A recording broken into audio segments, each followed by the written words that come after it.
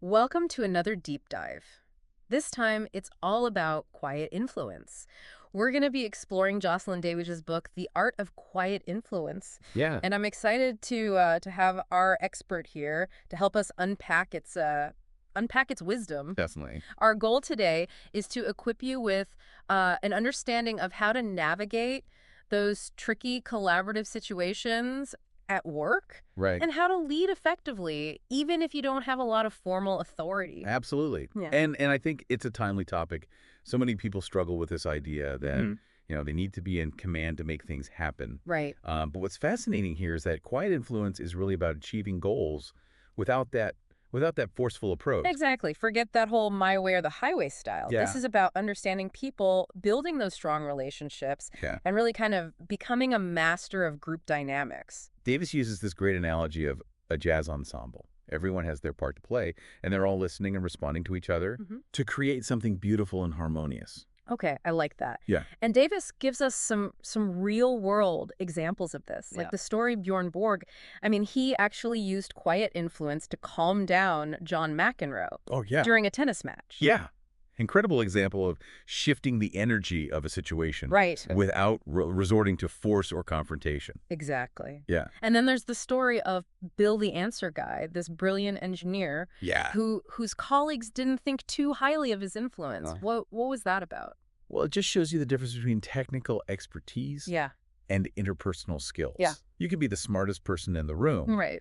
but if you can't connect with people, your influence is going to be limited. So that's where I guess these ancient sages from the East come in. Davis draws inspiration from 12 of them Yeah. to illustrate the principles of quiet influence. That's right. 12 different sages over Yeah. the centuries. Yeah. So it's a unique blend of this ancient wisdom and these modern workplace challenges that we're all facing. Yeah. All right, let's meet sage number 1, Confucius. Yeah. He's all about Ren, which translates to humaneness, right? That's right. Humaneness. But it's not just about being nice. Yeah. Confucius believed that Ren is about recognizing the inherent worth and dignity Okay. of every person.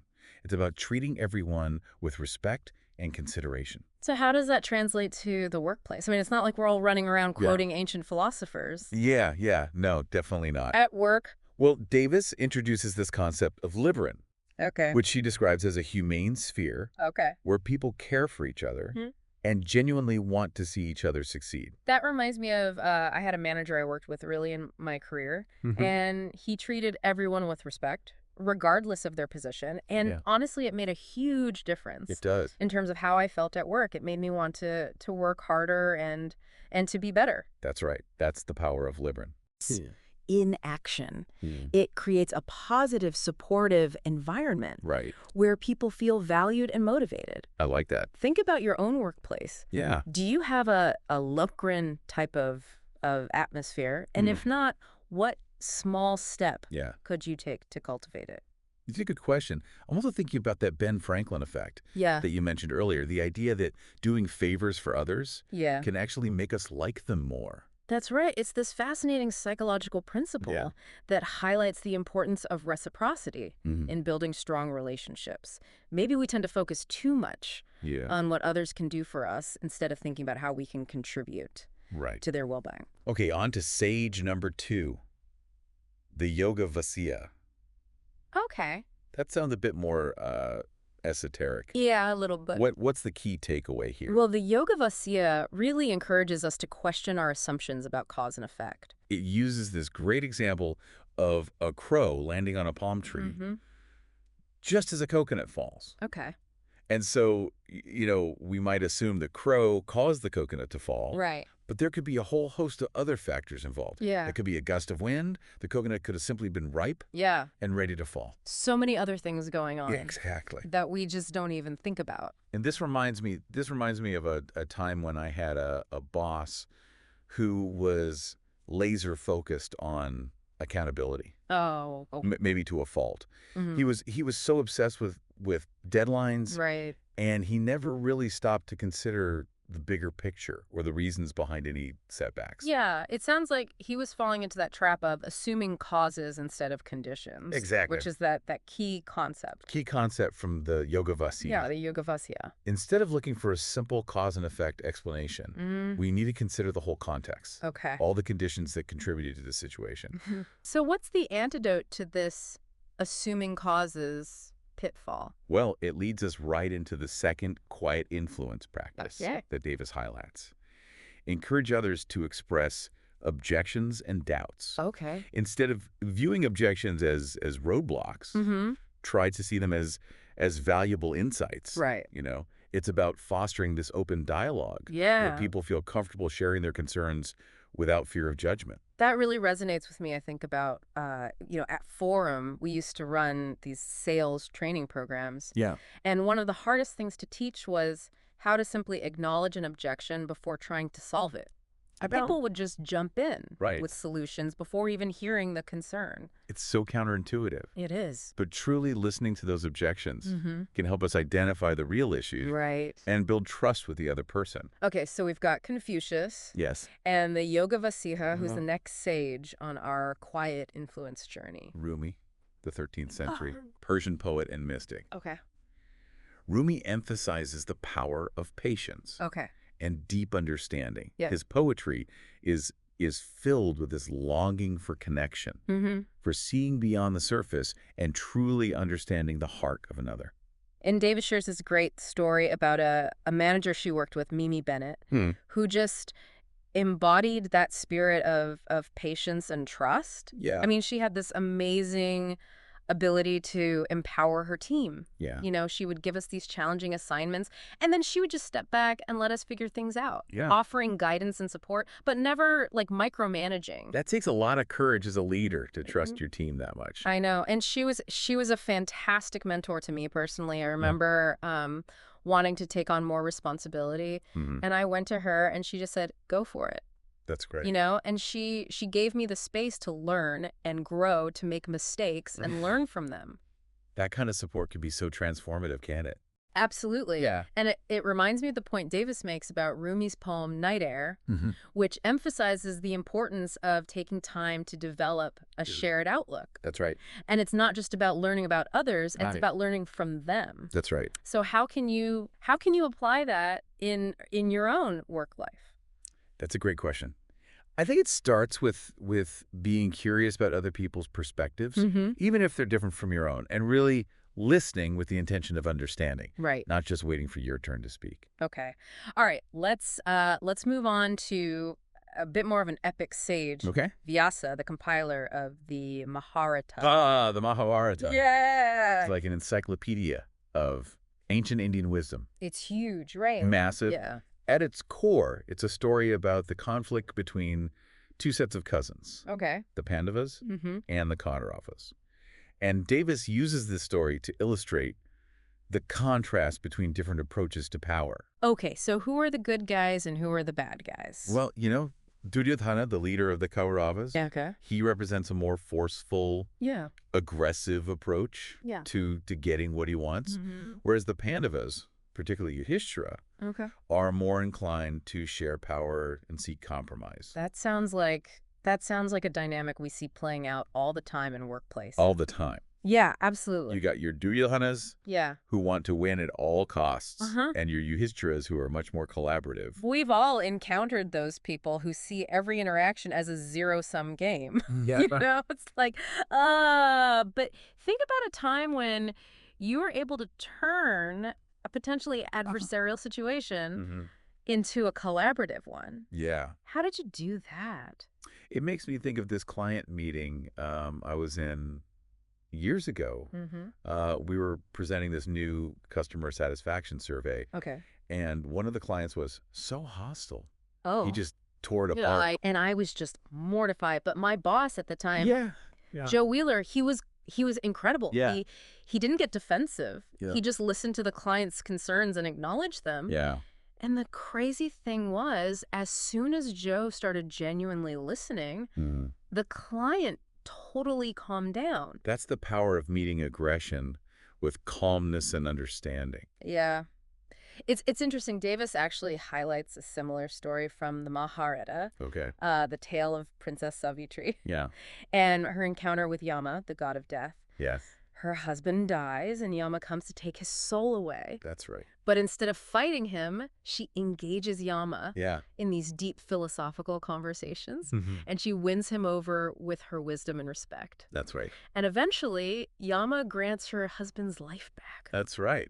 What a story, right? It really shows how aligning interests and building rapport can transform even the most adversarial situations. And it underscores the importance of shifting our perspective. Right. Instead of writing people off as enemies. Yeah. What if we looked for common ground? It's so easy to just jump to conclusions about people and label them as difficult or impossible. Yes. But maybe, like Yama, they're just waiting for someone to really see them and understand them. Exactly. And that's the essence of quiet influence. Yeah. It's about seeing the potential for collaboration and connection, even in the most unexpected places. All right. Let's meet sage number 5, Sima Qian. Okay. The grand historian of China. The grand historian. His claim to fame. His massive work, The Records of the Grand Historian. Okay. A comprehensive history of China. And Davis uses Sima Qian's work to illustrate what she calls leading from behind. Yes. I'm intrigued. Tell me more. Well, it's this idea that true leadership is not about commanding from the front. Right. But about empowering others to take ownership and drive progress. So it's not about being the hero.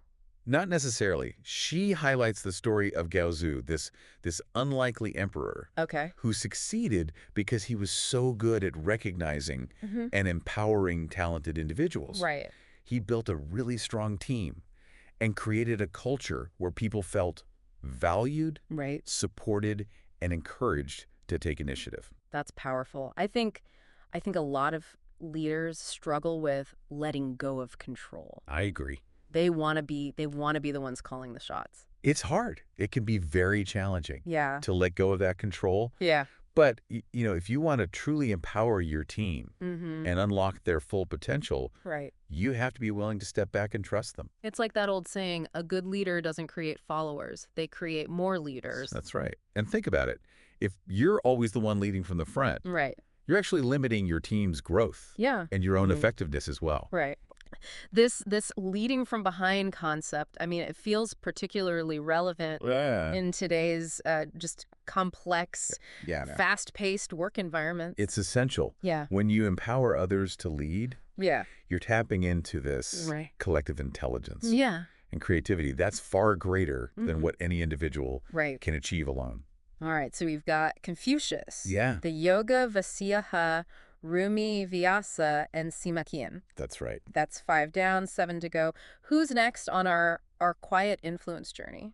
Let's dive into the world of Japanese literature with Murasaki Shikibu and her masterpiece, The Tale of Genji. Ah, The Tale of Genji. I mean, that's considered one of the world's first novels. One of the world's first novels, right? That's right. Yeah.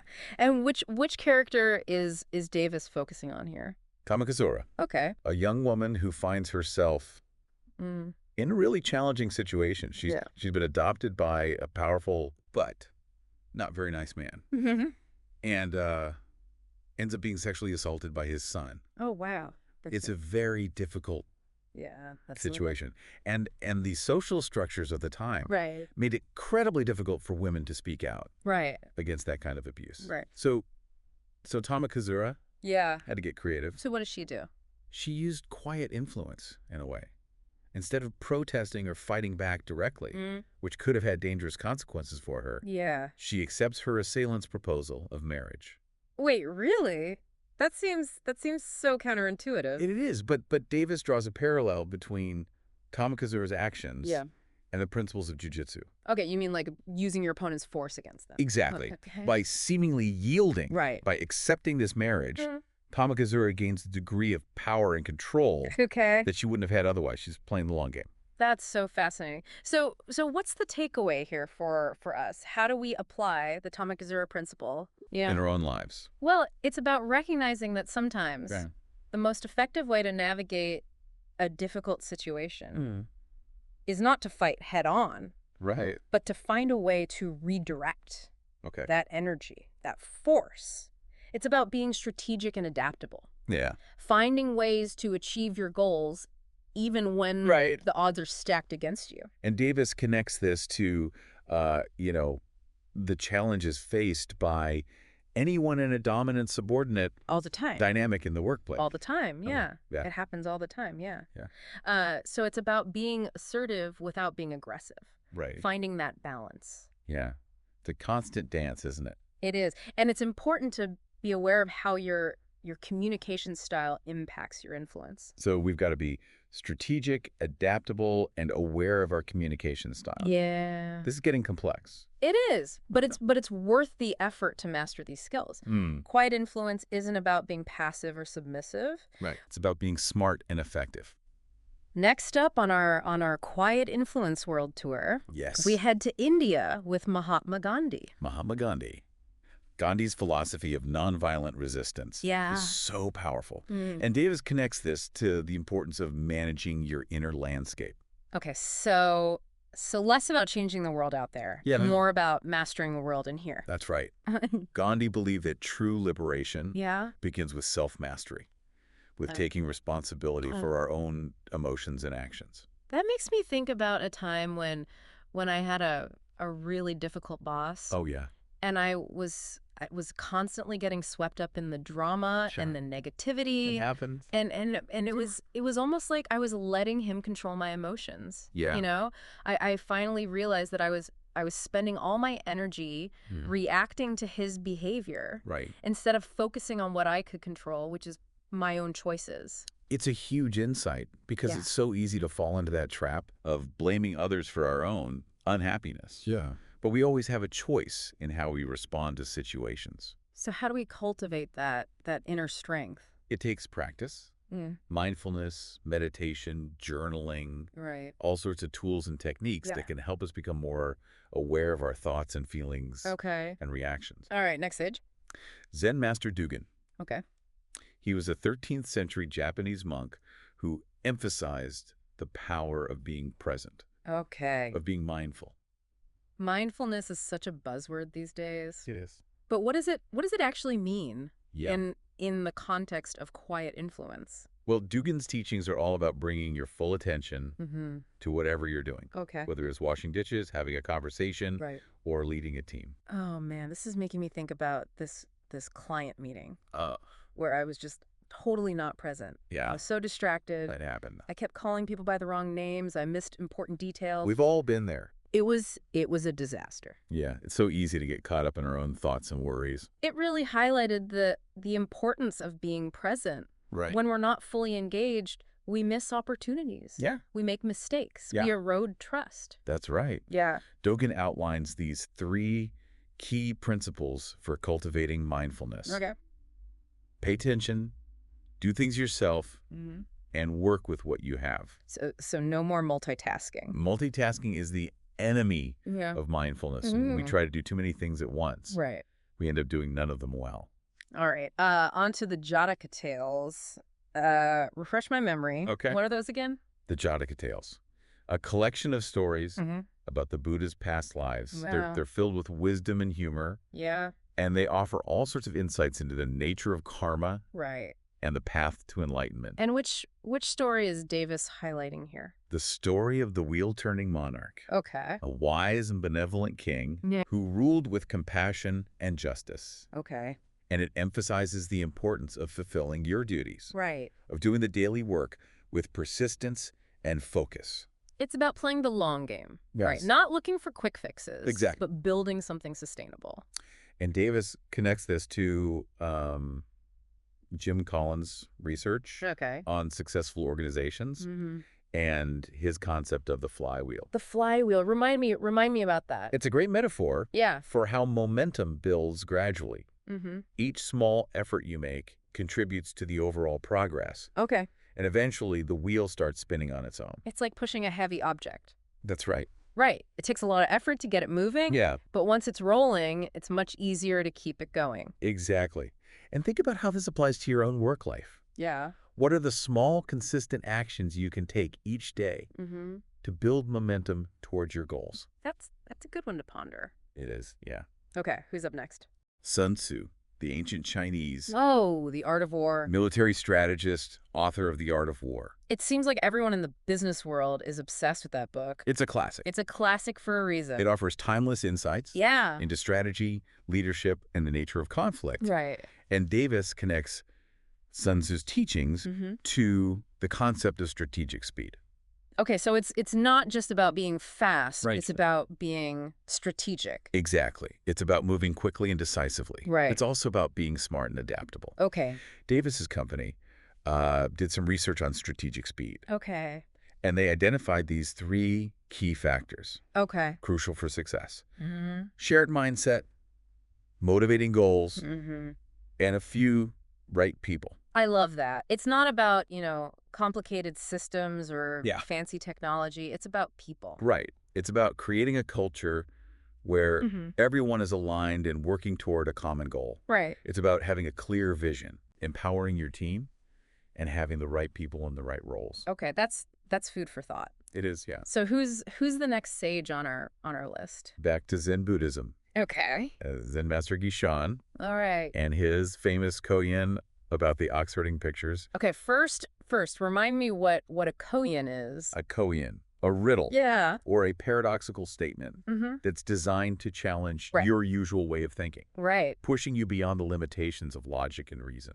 Okay, I like that. So what's the deal with these ox herding pictures? They depict the stages of spiritual development, from the initial search for enlightenment to the ultimate realization of your true nature. It sounds like a pretty deep journey. It is. Yeah.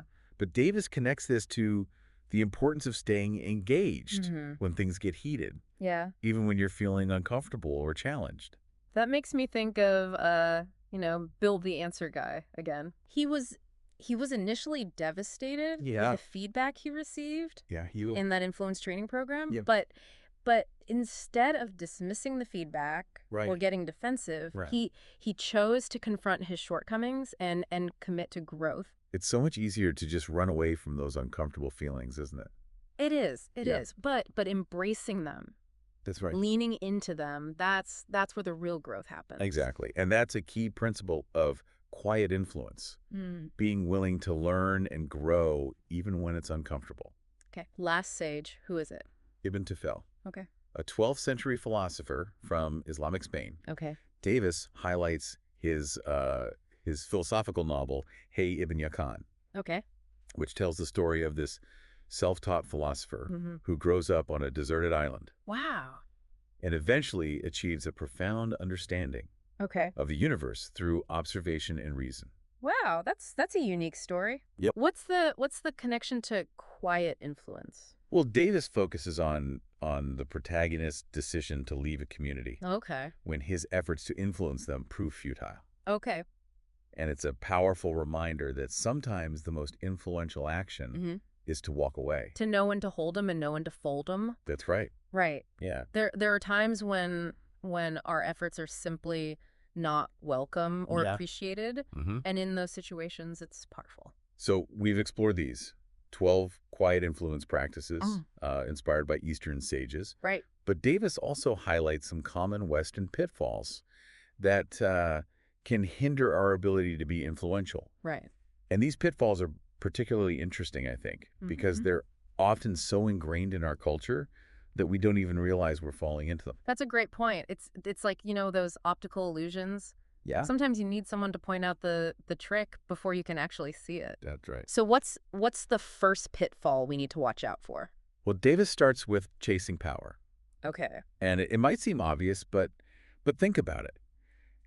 How much of our behavior is driven by this underlying desire to be in control, to be the one calling the shots? Yeah, I mean, I think our culture definitely glorifies power. Absolutely. And often equates it with success. That's right. And Davis contrasts this power-chasing tendency with the Confucian ideal of Ren that we talked about earlier, that emphasis on humaneness. Right. Confucius saw the pursuit of power for its own sake as a distraction from true leadership. He believed that true influence comes from cultivating virtue. That's right. And serving the greater good, not from dominating others. Exactly. And to help us recognize these patterns in ourselves and others, she identifies 3 types of power chasers. Okay. The baron, the legalist, and the seducer. Okay, those sound like characters from a Shakespeare play. They do. Tell me more about these power-chasing archetypes. Well, the Baron sees the world as a battlefield. Okay. Constantly seeking to dominate and conquer. Mm-hmm. They thrive on conflict and competition. Right. And they measure their success by how much control they have over others. That's a pretty exhausting way to live. It's like they're always on guard. It is, yeah. Always ready for a fight. The legalist, on the other hand, seeks control through rules and regulations. Right. All about order, hierarchy, and doing things by the book. Ooh, I've definitely encountered a few legalists in my career. And then you have the seducer. Okay. Who relies on charm and charisma. Right. To get what they want. Mm-hmm. Masters of manipulation, able to win people over with their charm and their persuasiveness. That's a tricky one because it's hard to tell the difference. It is. Between genuine charisma yeah. and manipulative charm. Think about those colleagues or bosses who are incredibly likable, but somehow leave you feeling a bit used. Yeah. There's a sense that it's all about them. That's right. About getting what they want, even if it means using others to get there. That's right. So how do we avoid falling into these power-chasing traps? It starts with awareness. Yeah. Recognizing those patterns in ourselves and being mindful of how our own desire for control might be influencing our actions. Yeah. Ask yourself, am I trying to win at all costs? Right. Am I using my position to force others to comply? Those are good questions to reflect on. Yeah. What's the next pitfall we need to watch out for? Davis calls it using authority to coerce. Okay. And it's closely related to chasing power. Yeah. But it's specifically about using your position or your title to force people to do what you want. Right. I mean, we've all probably encountered a boss or two who ruled through fear and intimidation. Oh, yeah, absolutely. And it just creates a toxic work environment. It does. Yeah. And it's ultimately ineffective. Yeah. People may follow your orders out of fear, right, but they're unlikely to be truly engaged or invested in the work. Right. And they're certainly not going to feel inspired to go above and beyond. You end up with a team of robots just going through the motions. Exactly. Yeah. Davis argues that true influence comes from inspiring others to act, not from forcing them to obey. Right. It's about creating a shared vision. Right. And empowering others to contribute their talents and ideas. So it's not about wielding power over people. It's about empowering them to tap into their own power. That's right. I like that. What's next on the list of pitfalls? Ignoring objections and doubts. Oh. And we touched on this earlier with the yoga vasya. Right. But it's such a common pitfall that it's worth revisiting. Yeah. Think about how often we dismiss objections as negativity or resistance. Right. Especially when we're feeling really confident in our own ideas. Yeah, I know. I've definitely been guilty of that. Oh, I think we all have. It's like, oh, they just don't get it. Yeah, exactly. But when you really think about it, objections are valuable pieces of information. Absolutely. They can help us see blind spots. Yes. Identify potential problems. That's right. And refine our approaches. Yeah. When we ignore objections, we're creating a culture of silence. That's right. And conformity. Yes. Where people are afraid to speak up. Yeah. Even if they have valid concerns. Exactly. Then that can lead to, some pretty disastrous decisions. It can. Think about all those historical examples where leaders were surrounded by yes men. Yeah. And ended up making terrible choices that led to their downfall. Okay, so we've got to get comfortable with hearing objections and actually listening to them. That's right. What's the next pitfall? Rushing to solutions. Okay. And this one is so tempting, especially in our fast-paced world where we're constantly under pressure to deliver results quickly. Right. It's like everyone expects you to have the answer right away. That's right. No matter how complex the problem is. But rushing to solutions often leads to superficial fixes that don't actually address the root causes of the problem. It's like putting a Band-Aid on a broken bone. Exactly. Or like that saying, ready, fire, aim. That's right. Yeah. We need to slow down, listen deeply, ask questions, and make sure we really understand the problem before we jump to solutions. That reminds me of this project I worked on where we're trying to improve customer satisfaction scores, and we were so focused on finding a quick fix that we we completely missed the bigger picture, the underlying issues that were actually causing the dissatisfaction. It's so easy to get caught up in the urgency of the moment and lose sight of the bigger picture. Okay, so we need to resist that urge to be the hero. Yes. Who swoops in and saves the day with a quick fix. Yeah. What's the next pitfall? Focusing on winning arguments. And this is another one that's so ingrained in our culture. Right. We're taught to debate, to defend our positions, to be right. It's like every conversation is a battle. That's right. And we have to come out on top. But when we're so focused on winning, we lose sight of the bigger goal, right? Which is usually to find a solution that works for everyone. It creates this adversarial dynamic. That's right. That can damage relationships and make it impossible to collaborate effectively. Exactly. True influence isn't about proving you're right.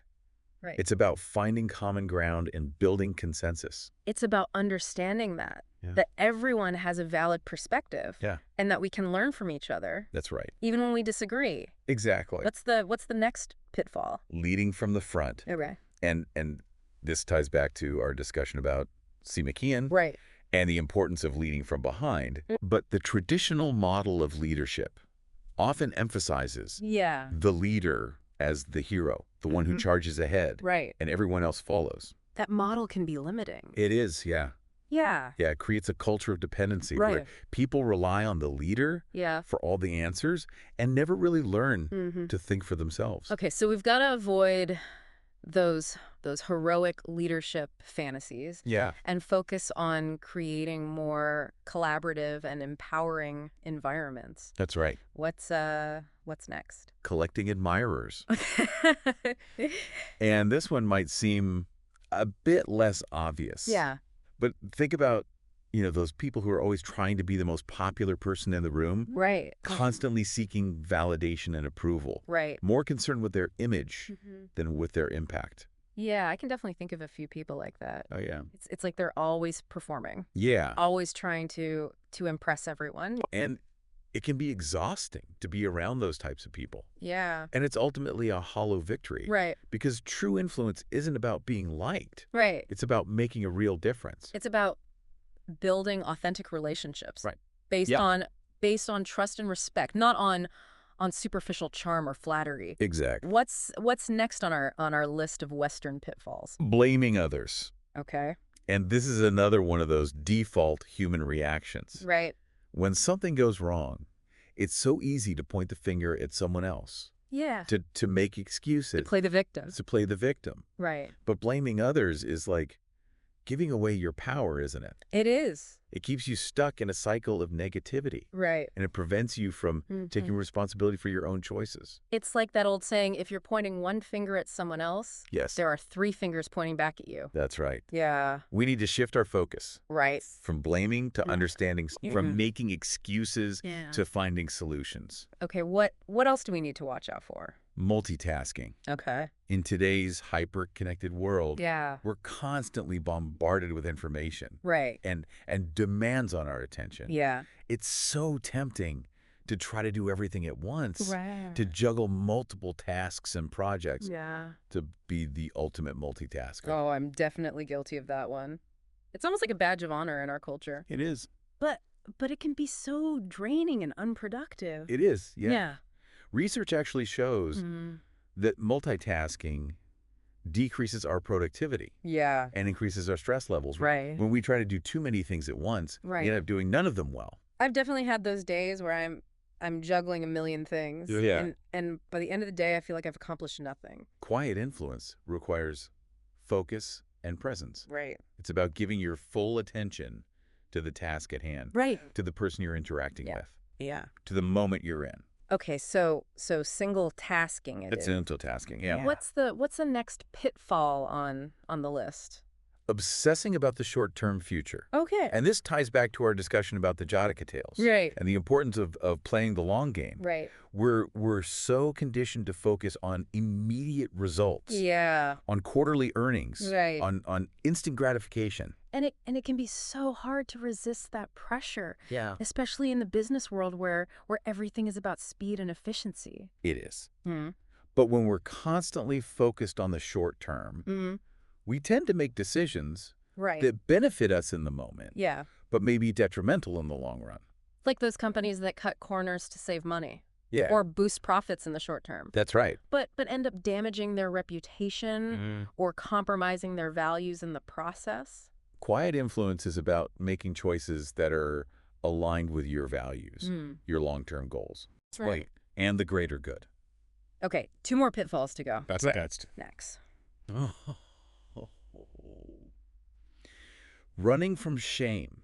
Okay. Shame is this powerful emotion that can make us feel small and unworthy and afraid. Right. It can prevent us from taking risks, speaking up and pursuing our goals. I think everyone struggles with shame to some degree. I agree. We're so conditioned to believe that we have to be perfect. Yes. That we can't make mistakes. It's a powerful force in our culture. Yeah. But Davis argues that true influence comes from embracing our imperfections. Right. From recognizing that we're all flawed human beings. It's about having the courage to be vulnerable, Yeah. to admit our mistakes and to ask for help when we need it. Quiet influence is not about being perfect. Right. It's about being authentic. Right. Last pitfall. What is it?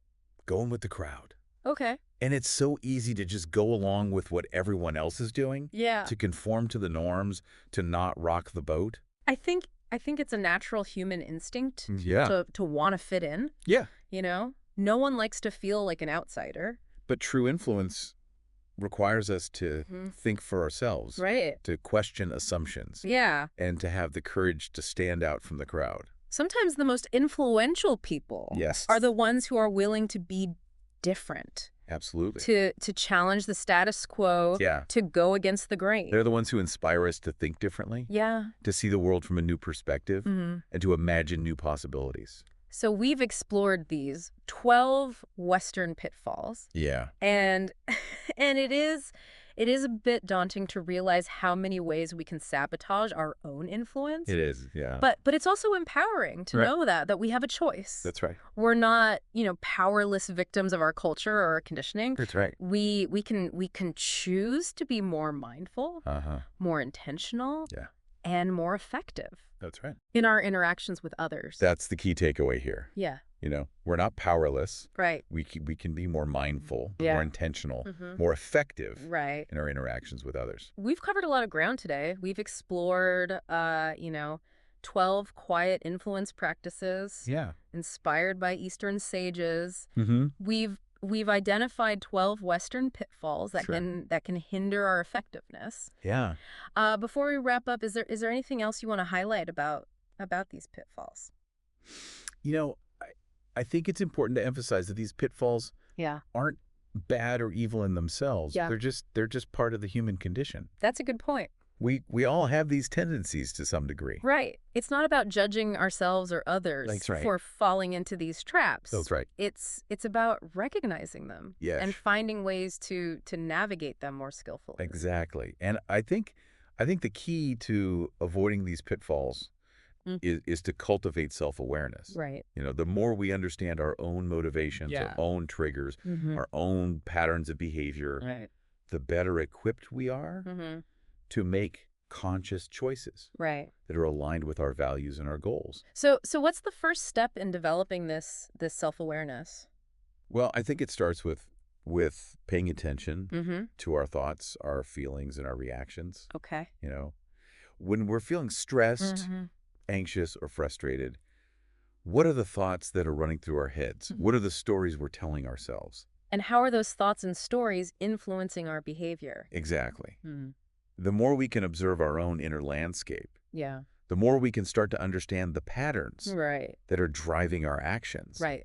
And once we understand those patterns, we can start to make different choices. So it's about becoming more mindful of our own internal dialogue. Those automatic thoughts and reactions that often sabotage our best intentions. That's right. Yeah. It's about becoming the observer of our own minds. Right. So we can start to choose our responses instead of just reacting on autopilot. Okay, that's a great takeaway. Yeah. So we've explored these 12 Western pitfalls and we've talked about the importance of self-awareness. Yeah. What else can we do to to cultivate quiet influence, what are some practical steps we can take to put these principles into action? That's a great question. And that's what we'll explore in part 3 of our deep dive into quiet influence. So we've explored these 12 Western pitfalls and how they can sabotage our influence. But we've also talked about the importance of self-awareness and making conscious choices.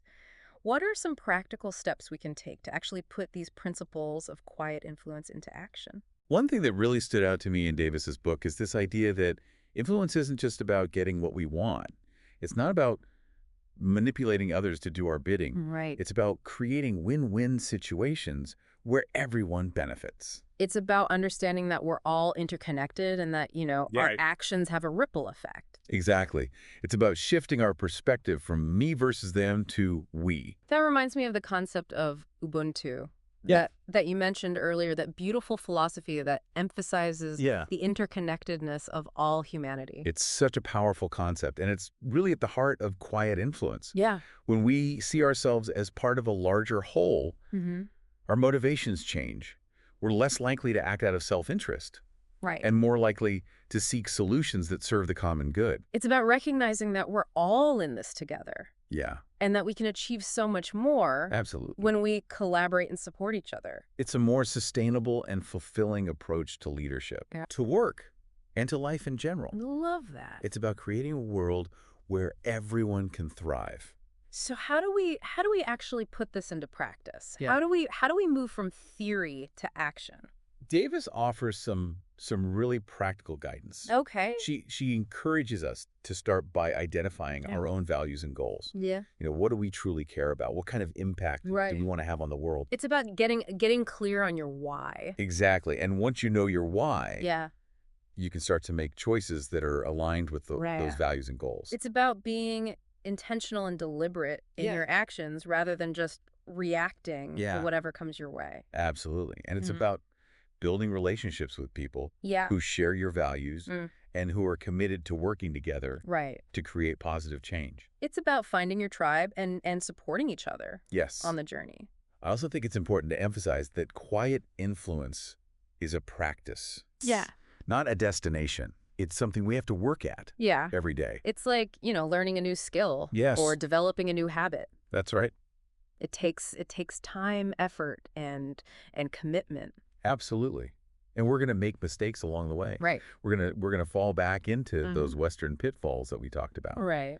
But the key is to be kind to ourselves. Yeah. To learn from our mistakes and to keep practicing. It's about progress, not perfection. Exactly. I like that. Yeah. So we've covered a lot of ground today. We've explored 12 quiet influence practices. Yes. We've identified 12 Western pitfalls. That's right. We've talked about the importance of self-awareness, intentionality. Yes. As we wrap up our deep dive into quiet influence, what are your final thoughts? Well, I think the most important takeaway is that influence is not about wielding power or manipulating others. It's about understanding, connecting, and collaborating. It's about using our influence to make a positive difference in the world. And that's something we can all do. Yeah. Regardless of our title, our position, or our background. It's about recognizing that each of us has the power to influence others. That's right. And that we have a responsibility